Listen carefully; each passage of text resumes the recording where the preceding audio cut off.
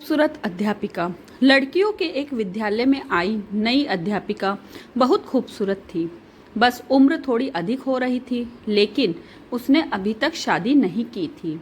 सभी छात्राएं उसे देखकर तरह तरह के अनुमान लगाया करती थी। एक दिन किसी कार्यक्रम के दौरान जब छात्राएं उसके इर्द गिर्द खड़ी थी, तो एक छात्रा ने बातों बातों में ही उससे पूछ लिया कि मैडम, आपने अभी तक शादी क्यों नहीं की। अध्यापिका ने कहा, पहले एक कहानी सुनाती हूँ। एक महिला को बेटे होने की लालच में लगातार 5 बेटियां ही पैदा होती रही। जब 6वीं बार वह गर्भवती हुई तो पति ने उसको धमकी दी कि अगर इस बार भी बेटी हुई तो उस बेटी को बाहर किसी सड़क या चौक पर फेंक आऊंगा। महिला अकेले में रोती हुई भगवान से प्रार्थना करने लगी, क्योंकि यह उसके वश की बात नहीं थी कि अपनी इच्छा अनुसार बेटा पैदा कर देती।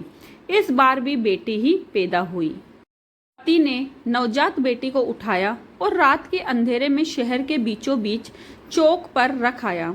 माँ पूरी रात उस नन्ही सी जान के लिए रो रो कर दुआ करती रही। दूसरे दिन सुबह पिता जब चौक पर बेटी को देखने पहुंचा तो देखा कि बच्ची वहीं पड़ी है।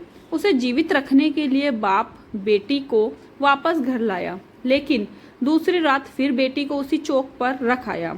रोज यही होता रहा।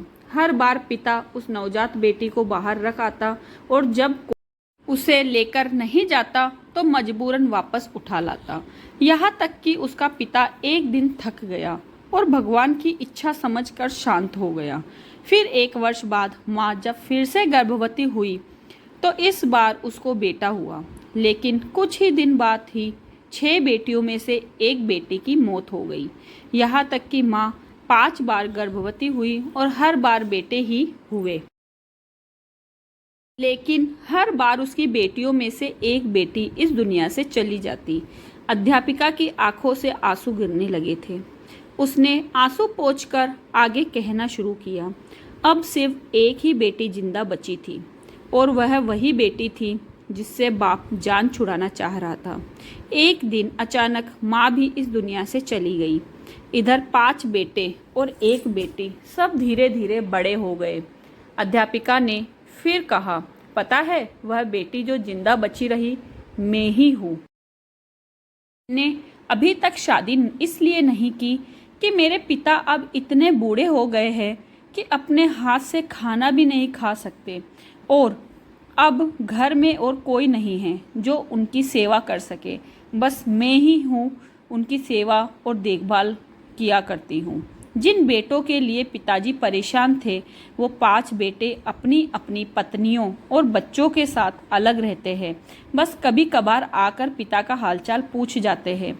वह थोड़ा मुस्कुराई, फिर बोली, मेरे पिताजी हर दिन शर्मिंदगी के साथ रो रो कर मुझसे कहा करते हैं, प्यारी बेटी, जो कुछ मैंने बचपन में तेरे साथ किया उसके लिए मुझे माफ़ कर देना।